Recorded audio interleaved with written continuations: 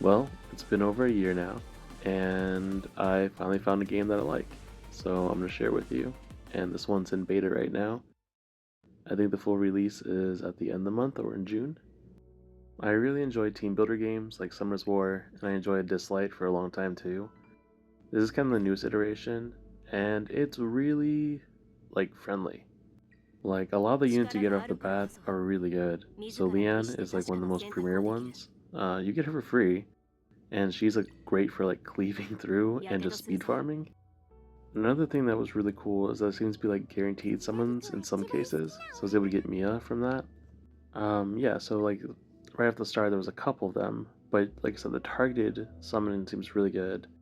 The summoning rate itself seems to be like 1% for like a legendary or SSR unit, which I think is pretty on par with most of them. But yeah, this targeting one was really, really good. And it seemed to be available for almost all the SSRs, or if not all of them. Now, I think that probably this one, Linglu, or Lingluo, I don't know how to say her name, it's probably the best one, but she's actually available as part of an event. So one of the reasons why I enjoy this is the viability of epic units seems to be crazy. Even the rare ones, like Kachi, I'm sure there's other ones too, all seem to be really good for team setups. Unlike most other hero gachas, for skill ups you can actually scale, like you can actually get in-game materials to get those. You don't need to get copies of the units you already have.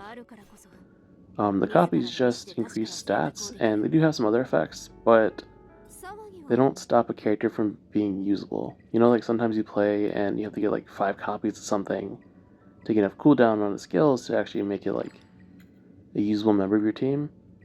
Well, that does not seem to be the case in this game.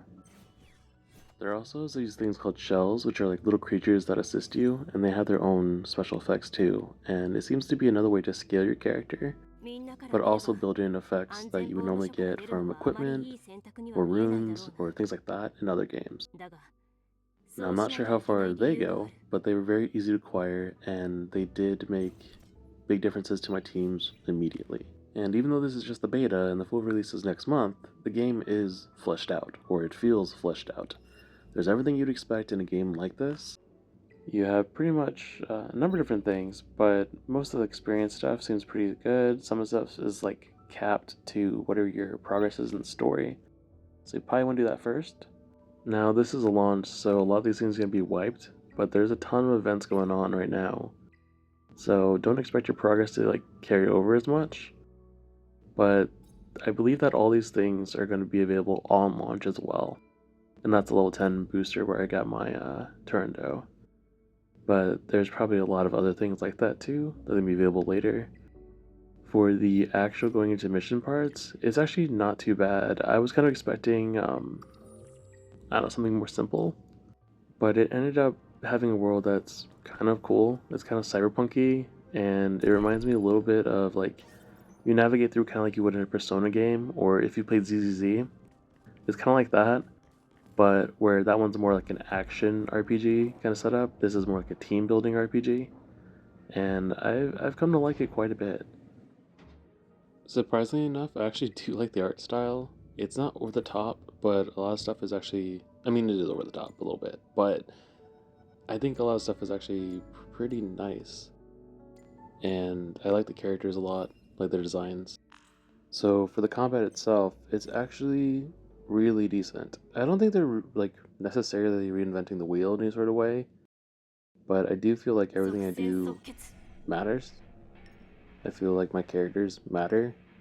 I feel like the things I get even early seem to be okay, like usable.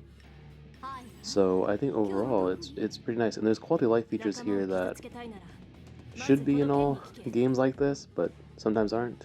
You got obviously your like filters, stuff like that, but you can also do your formations and save them. I think there's save formations in every content of the game, or every part of the game that I've seen so far, and I can't complain about it. It's just a really nice, polished game. So these are the characters I acquired at the very beginning, and honestly, I feel like this team is always going to be good. I'm not sure if the boss mechanics change later on in higher difficulties, probably do, but I feel like the core setup I have is going to help me progress always. And that is a feeling I don't really get in a lot of hero gachas. And I know there's a lot of people that are like super into characters in gachas, or love the aesthetics or how cool moves look. And honestly, Phoenix Girl's pretty cool, not gonna lie. And I do like Mia, she's like super adorable.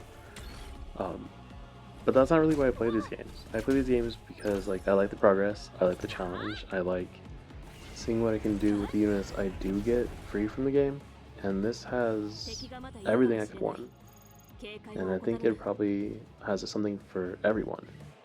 So, like I said, the official launch is next month, and I don't think any of the progress you make in this beta carries over.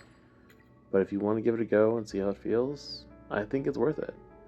I'll definitely be playing this game for, I don't know, at least a year, I think. I think I'm willing to commit that long. But anyways, thank you for watching.